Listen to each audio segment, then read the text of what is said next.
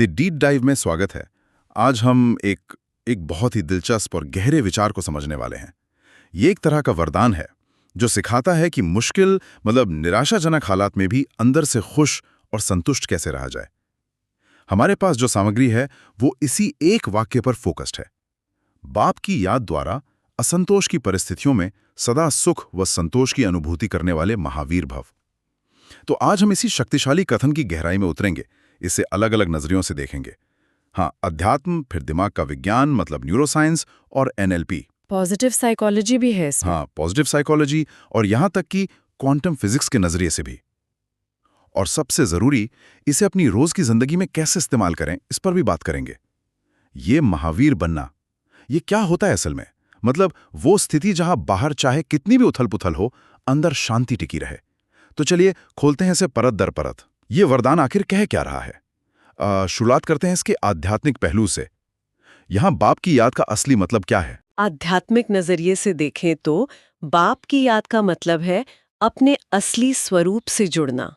वो स्वरूप जो शांत है, प्रेम से भरा है, यानी आत्मा, और साथ ही अपने स्रोत, अपने ओरिजिन यानी परम शक्ति, जिसे यहाँ बाप या परमात्मा कहा गया है, उससे कनेक्शन बनाना।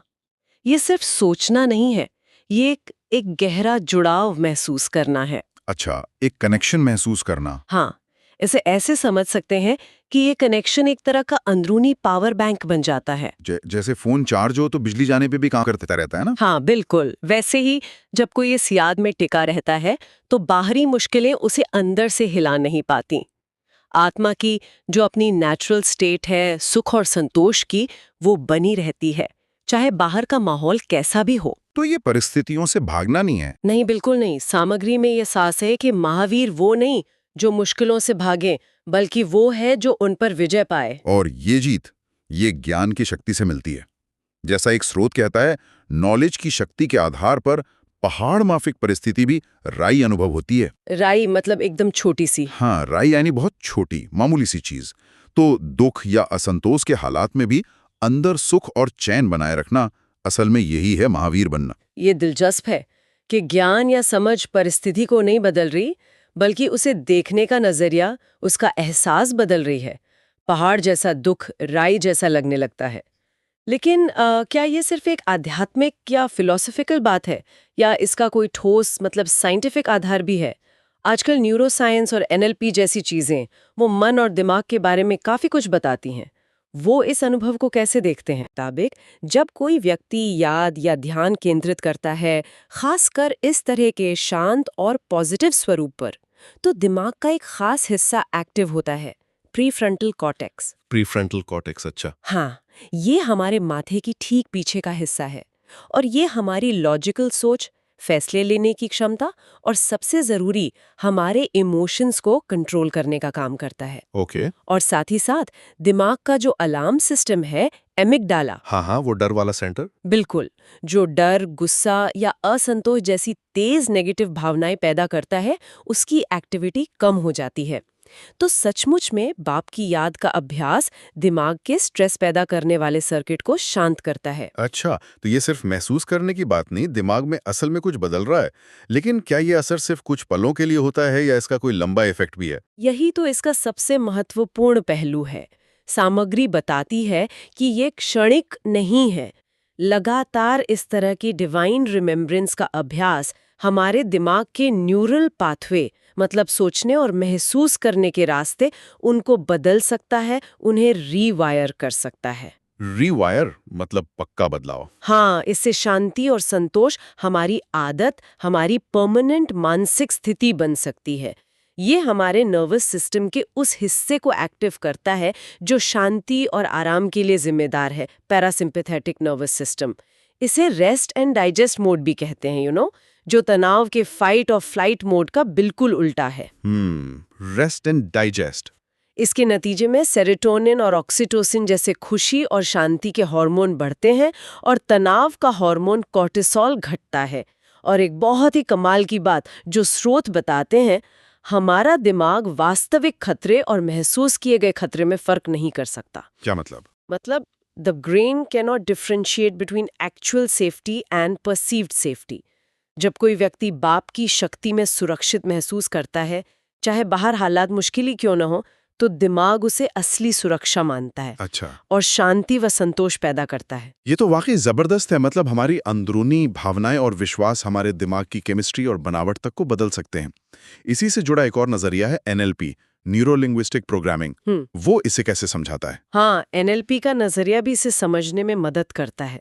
NLP का एक मूल सिद्धांत है कि हम बाहरी घटनाओं से उतने प्रभावित नहीं होते जितना उन घटनाओं की अपने मन में बनी व्याख्या या कह लीजिए कहानी से होते हैं। असंतोष की परिस्थिति ये बाहर की एक सच्चाई हो सकती है, देती है।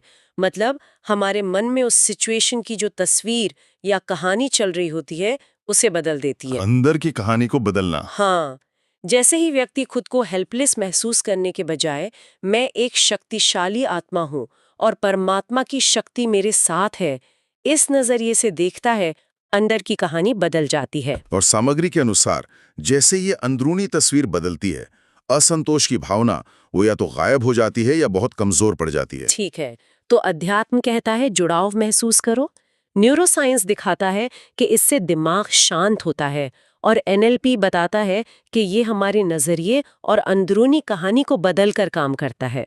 अब पॉजिटिव साइकोलॉजी की बात करते हैं। क्या वो भी इस विचार से सहमत है? आजकल खुश रहने और वेलबींग पर बहुत बात होती है। हाँ बिल्कुल, पॉजिटिव साइकोलॉजी का फील्ड भी इसी दिशा में इशारा करता है। वो सिखाते हैं कि सच्ची टिकने वाली खुशी, जिसे वे यूडाइमोनिक वेलबींग कहते हैं, यूडामोनिक, हाँ, वो सिर्फ बाहरी चीजों या मजे, जिसे हेडोनिक हैप्पीनेस कहते हैं, से नहीं आती। असली खुशी और संतुष्टि गहरी चीजों से मिलती है, जैसे जीवन में कोई अर्थ, कोई मीनिंग होना, दूसरों से या किसी बड़ी शक्ति से कनेक्शन महसूस करना, और कृतज्ञता, ग्रैटिट्यूड का भाव होना। Meaning, connection, gratitude. अब इसे बाप की याद से जोड़कर देखें। परमात्मा या अपने स्रोत की याद जीवन को एक गहरा अर्थ और उद्देश्य देती है ना? उस स्रोत से जुड़ाव अकेलेपन को मिटाकर अपनेपन, बिलोंगिंग का एक शक्तिशाली एहसास देता है। और जब हम आत्मचेतना में टिककर बाहरी परिस्थितियों से प्रभावित नहीं होते, तो अंदर एक गहरी संतुष्टि और कृतज्ञता पैदा होती है। अच्छा, ये सब मिलकर इंसान को ज्यादा रेजिलिएंट बनाते हैं। मतलब वो मुश्किलों से जल्दी उभर पाता है और उसे अंदरूनी संतोष, इनर कंटेंटमेंट देते हैं। ये वो खुशी है जो हालात पर निर्भर नहीं करती, बल्कि अंदर से आती है। ये बाहरी सुख सुविधाओं से मिलने वाली टेम्पररी खुशी से कहीं ज्यादा गहरी और स्थायी होती है। मतलब खुशी का सोर्स बाहर ढूंढने के बजाय अंदर क्रिएट करना, ये समझ में आता है। हाँ। लेकिन सामग्री में क्वांटम दृष्टिकोण का भी जिक्र था। ये थोड़ा मिस्टीरियस लगता है। क्वांटम फिजिक्स जैसी कॉम्प्लेक्स चीज इस आंतरिक शांति से कैसे जुड़ती है? हाँ, ये सुनने में शायद थोड़ा अलग लगे, लेकिन क्वांटम दृष्टिकोण इसे एनर्जी के लेवल पर देखता है। क्वांटम फिजिक्स का एक सिद्धांत है जिसे अक्सर इस तरह कहा जाता है, एनर्जी वहीं बहती है जहां ध्यान जाता है। Energy flows where attention goes. हाँ, इसे ऐसे समझे कि हमारी चेतना या हमारा ध्यान एक चुंबक की तरह है। हम जिस चीज पर अपना ध्यान फोकस करते हैं, उसी तरह की एनर्जी या अनुभव को अपनी ओर खींचते हैं या उसे बढ़ाते हैं। अच्छा, जब आत्मा अपनी चेतना की एनर्जी को मुश्किल परिस्थिति या असंतोष की भावना पर लगाने के बजाय परमात्मा की स्मृति या अपने शांत स्वरूप पर केंद्रित करती है, तो उसकी अपनी आंतरिक ऊर्जा का स्तर, उसकी वाइब्रेशंस बदल जाती हैं। वो ज्यादा पॉजिटिव और ऊंची हो जाती हैं। Vibrations, okay. इसका नतीजा ये होता है कि वही बाहरी मुश्किलें जो पहले बहुत भारी लग रही थीं, अब हल्की और कम असरदार महसूस होने लगती हैं। यही वो अनुभव है जिसे स्रोतों में कहा गया है, पहाड़ माफिक परिस्थिति भी राई अनुभव होती है। क्योंकि हमारी आंतरिक ऊर्जा जितनी ऊंची और स्थिर होगी, बाहरी नेगेटिविटी का असर उतना ही कम होगा। वो राई की तरह मामूली लगेगी। तो ये ज्ञान पर आधारित है? बिल्कुल। सामग्री ये भी बताती है कि ज्ञान की शक्ति, यानी ये समझ कि मैं कौन हूं और मेरा स्रोत कौन है, इस अनुभव का बेस है, आधार है। ये याद या स्मृति आत्मा को एक तरह का सुपर कंडक्टर बना देती है। Super conductor? हाँ, मतलब एक ऐसा माध्यम जिससे नेगेटिव एनर्जी या असंतोष गुजर तो सकता है, पर टिक नहीं सकता। वो बिना कोई छाप छोड़े निकल जाता है। उससे हमारा अनुभव बदल सकता है। ये वाकई बहुत शक्तिशाली है। तो हमने इसे आध्यात्मिक, न्यूरोसाइंटिफिक, साइकोलॉजिकल और यहाँ तक कि क्वांटम नजरिए से भी समझा। ये सब मिलकर एक तस्वीर बनाते हैं कि ये आंतरिक शांति कैसे काम करती है। लेकिन अब सबसे बड़ा सवाल, इस सारी समझ को रोजमर्रा की भागदौड़ भरी जिंदगी में उतारा कैसे जाए? इसका प्रैक्टिकल रूप क्या है? हाँ, ये सबसे जरूरी हिस्सा है और अच्छी बात यह है कि स्रोत इसके लिए बहुत स्पष्ट और करने लायक तरीके बताते हैं। ये कोई मुश्किल साधनाएं नहीं है, बल्कि छोटी छोटी आदतें हैं जिन्हें जीवन में शामिल किया जा सकता है। जैसे कि क्या कुछ उदाहरण दे सकती हैं? मित अभ्यास, रिमेम्बरेंस प्रैक्टिस। रोज बस कुछ मिनट शांति से बैठकर इस भावना को जगाना, मैं एक शांत शक्तिशाली आत्मा हूँ, परमात्मा की शक्ति, शांति, प्रेम मुझ में समा रही है। ये रोज अपने आंतरिक पावर बैंक को चार्ज करने जैसा है। ओके, रोज चार्जिंग। दूसरा तरीका NLP से जुड़ा है, परिस्थितियों को देखने का नजरिया बदलना, रीफ्रेम सिचुएशंस। जब कोई बात या हालात हमें परेशान करें तो रुककर खुद से पूछें, ये स्थिति मुझे अंदर से कौन सी शक्ति बढ़ाने या अपनी कौन सी कमजोरी को बदलने का मौका दे रही है। इससे हमारा ध्यान प्रॉब्लम से हटकर लर्निंग और मजबूत बनने पर चला जाता है। ये तो मुश्किल समय में भी एक पॉजिटिव पहलू ढूंढने जैसा हुआ। और क्या तरीके हैं? तीसरा है ग्रैटिट्यूड का अभ्यास, ग्रैटिट्यूड एंकर। रोज रात को सोने से पहले दिन भर में हुई कम से कम 3 ऐसी बातों या क्षणों को याद करके धन्यवाद देना, जहां हमने मुश्किल के बावजूद शांति बनाए रखी या जहां हमें लगा कि परमात्मा की मदद मिली। ये हमारे दिमाग में पॉजिटिविटी के रास्ते मजबूत करता है। ग्रैटिट्यूड, हाँ, ये सुना है। चौथा, बहुत ही सरल लेकिन असरदार, सजग होकर सांस लेना, कॉन्शियस ब्रीदिंग। जब भी तनाव या बेचैनी महसूस हो, बस एक पल रुकें, गहरी सांस अंदर लेते हुए सोचें, शांति अंदर, और सांस बाहर छोड़ते हुए असंतोष बाहर।